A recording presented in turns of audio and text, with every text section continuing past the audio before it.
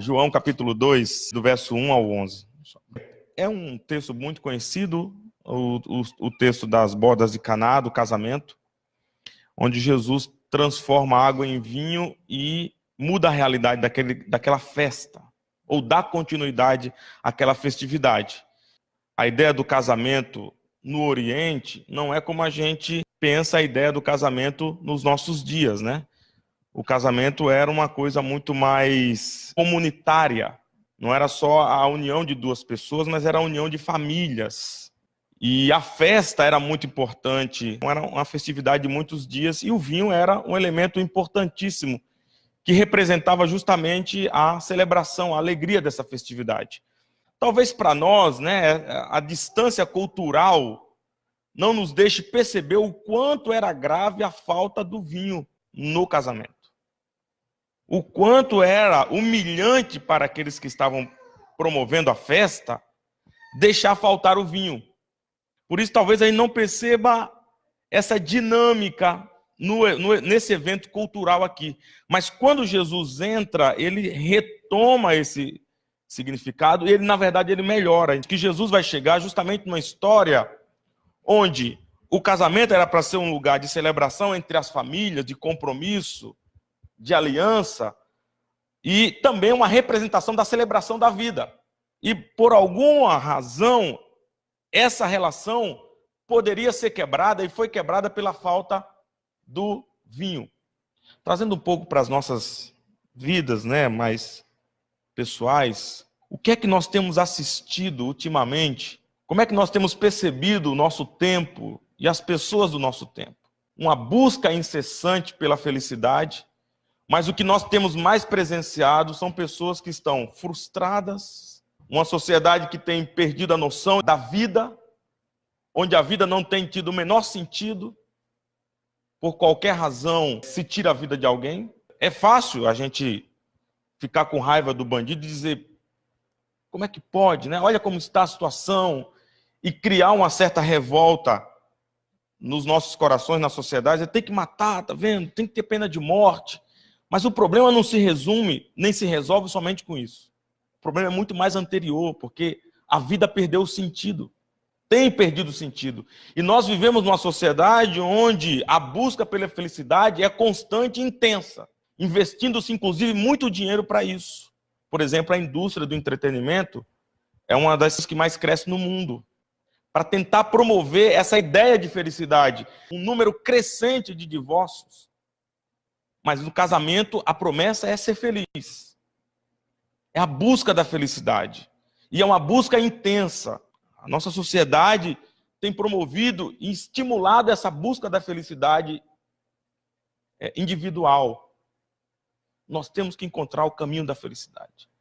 Para isso, nós criamos livros, fomentamos a indústria do entretenimento, talvez a busca da felicidade se encontre num caminho acadêmico, e aí nós vamos fazendo estímulos.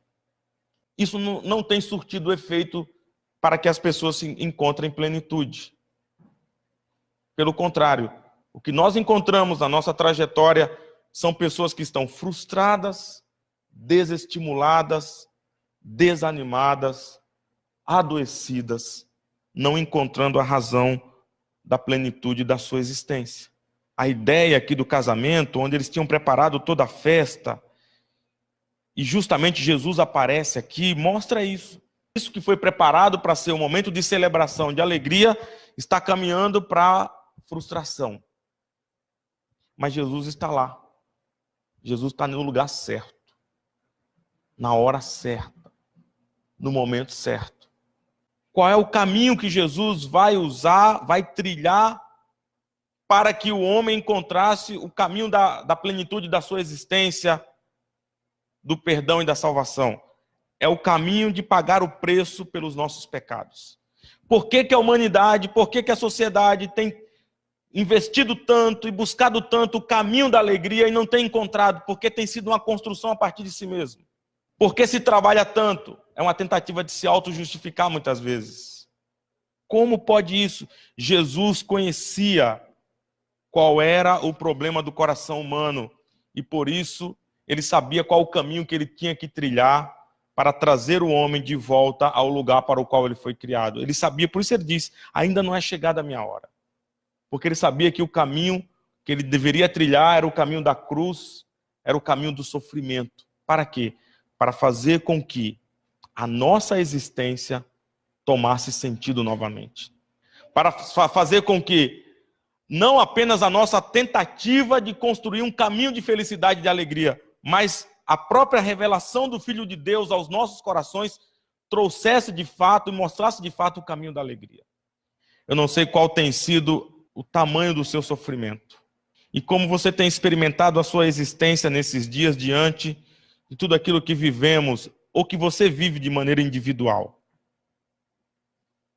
Mas eu sei, e a Bíblia nos mostra, que esse mesmo Jesus que entrou nesse lugar,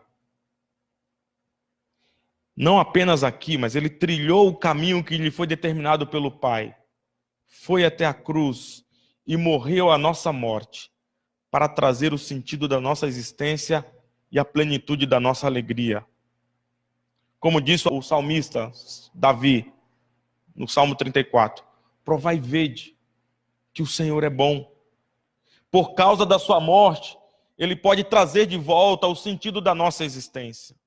Por causa da sua morte, ele pode promover a verdadeira alegria que tanto se busca e muitas vezes se paga e não se encontra. E ele nos dá por meio da sua graça.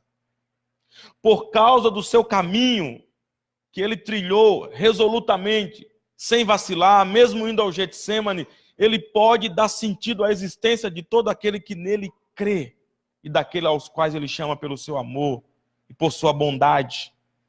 Nós podemos experimentar e experimentamos a verdadeira alegria.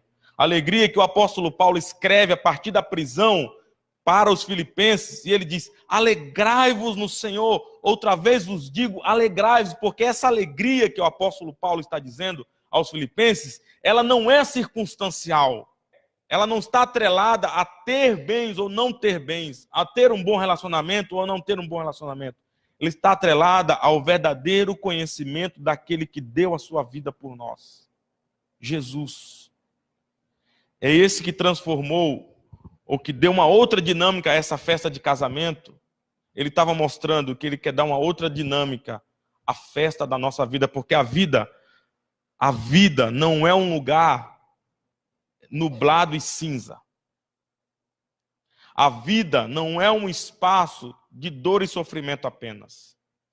A vida nos foi dada para nós celebrarmos em plenitude. Jesus, quando estava dialogando, ele disse o seguinte, o ladrão vem senão a matar, roubar e destruir. João 10. Mas eu vim para que vocês tenham vida e a tenham abundantemente. A vida não é mendigada por meio daquilo que a gente pode trocar. Não é a conta-gotas. A vida que Deus promete e que Jesus veio dar por meio da sua vida é vida abundante, vida plena. Isso não nos impede de passar por momentos de sofrimento, de dor, de angústia, de medo, mas nos promete que a vida verdadeira veio para que nós experimentássemos a plenitude. Assim como Jesus modulou a história daquele casamento, ele também pode modular a história da sua vida e da minha vida. Ele fez isso quando ele morreu na cruz. Por isso ele disse, eu vim para que vocês tenham vida e a tenham abundância. Isso não se compra, isso não se troca. Isso não se barganha. Ele diz, a minha vida eu a dou livremente. Ele nos deu Deus nos deu por meio do seu Filho e nos convida a voltar novamente ao lugar onde o homem nunca deveria sair, que é da sua presença. A sociedade pode nos estimular, tentar nos estimular. Pode tentar nos apresentar um caminho para a felicidade. Ele é o celebrante da vida. É ele quem dá a tônica da festa da nossa vida. Por isso ele veio, por isso ele está entre nós. Isso não é um discurso apenas e meramente religioso. É aquilo que a palavra de Deus nos revela e ela é verdadeira e ela é eterna. Que possamos crer nessa verdade, experimentar essa modulação de vida que Jesus pode dar como fez nessa festa.